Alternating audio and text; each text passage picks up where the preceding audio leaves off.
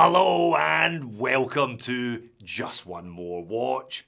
When you buy as many watches each year as I do, it's inevitable that amongst the nuggets of pure horological gold, there's going to be the occasional bum nugget. They cannot all be winners. They cannot all be 10 out of 10s, otherwise the scale loses all relevance.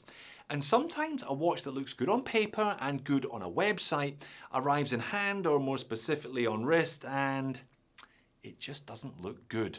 Today I'm going to show you one such watch, $159 of meh.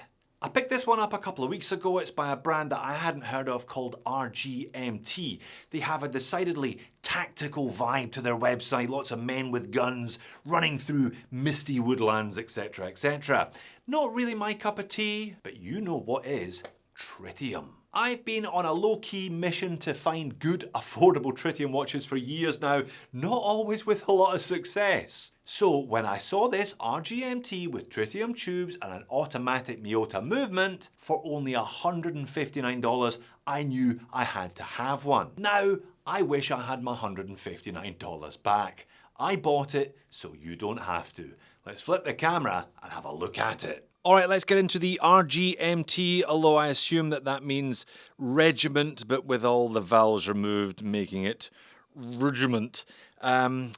Yeah, it's almost like if you asked AI to design a kind of tactical watch for you, this is what they would come up with, or something like it anyway.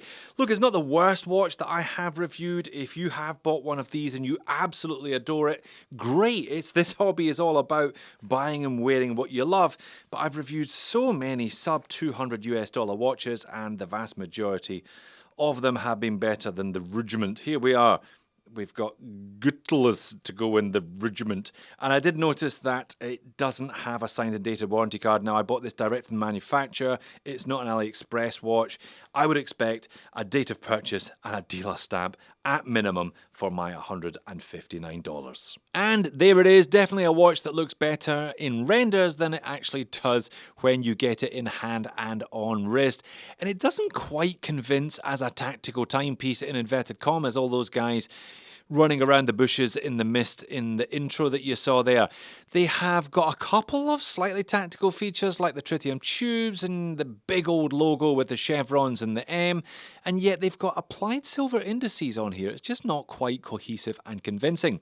And the set of dimensions here are kind of 10 years out of date. This is almost like a watch that has been frozen in time and thawed. You know, it was made in 2015 and defrosted in 2025. You'll see what I mean in a second. Plus, I think there's one component that they cheaped out on that really lets the side down here. So, 43.3 mil in diameter, 14.3 mil thick, 51 mil lug to lug. Again, kind of dimensions you don't see very often these days. But they paired that with 20 mil lug width. A lot of people, if this is a tactical style watch, again in inverted commas, they're going to be putting this one on a NATO strap, and it's going to look a bit disproportionate if that NATO strap only is 20 millimeters wide.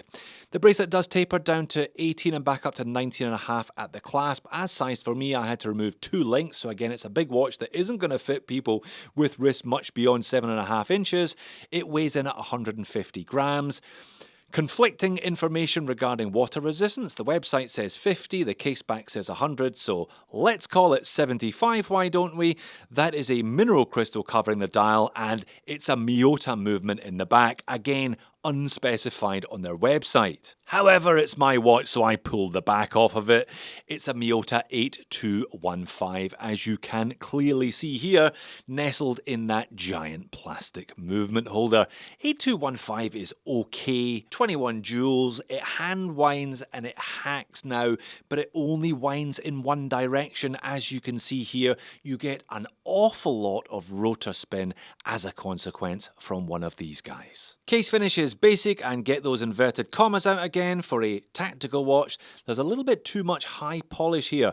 High polished chamfer, high polished tip to the lugs, and high polished fixed bezel. Also the crown rather small for the case size. 3-link O-style bracelet, not exactly luxurious either, slightly sharp on the undersides, push pins holding it together, and a clasp that could do with one or 2 additional micro holes for sure. Milled scissor, pressed upper. Dial and hands, and I gotta say, it's not badly done. There is quite a lot of detail here. There's a moulded dial, there's a frame around the 6 o'clock date complication. You've got those multifaceted applied indices and the applied Arabic at 12, 2 separate pieces of metal there as well. But you've also got that kind of wave pattern dial moulding. I just don't think that works at all. And the colour scheme, the red, white and black here, perhaps a little too bright for the watch. Plus you've got those sector crosshairs in the middle, a little arrow under the index at 12. There is a lot going on, is there not? But Jody, you didn't buy this watch for the branding or for a cohesive dial design, did you? You bought it because it was cheap and because it had tritium tubes on the dial. So show us the tritium tubes. Yeah, even they are disappointing. It's T25 and not T100. I reckon if you're going to have tritium, it really ought to be T100, otherwise kind of why you're bothering. The T25, ironically, is probably the most tactical element of this entire watch. If you are genuinely using a watch like this in the field, you probably want to be able to see the time, but not for enemies to see your watch glowing. But given how little of the rest of the watch is, in inverted commas, tactical, I reckon these ought to have been T100s instead. On wrist, the wearing experience is not awful, I have to admit. I've got a 7-inch wrist for your reference. I wouldn't normally go for a watch this big. I wouldn't normally wear a 43 and 51. They're kind of on the upper edges of my personal envelope. Hey, maybe 10 years ago, back in 2015, I would have worn a watch this size, but not in 2025.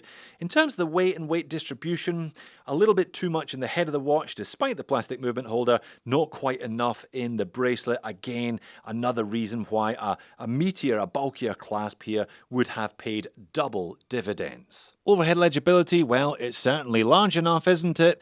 The red minute hand, though, perhaps not the clearest of the colour versions. There are 2 or 3.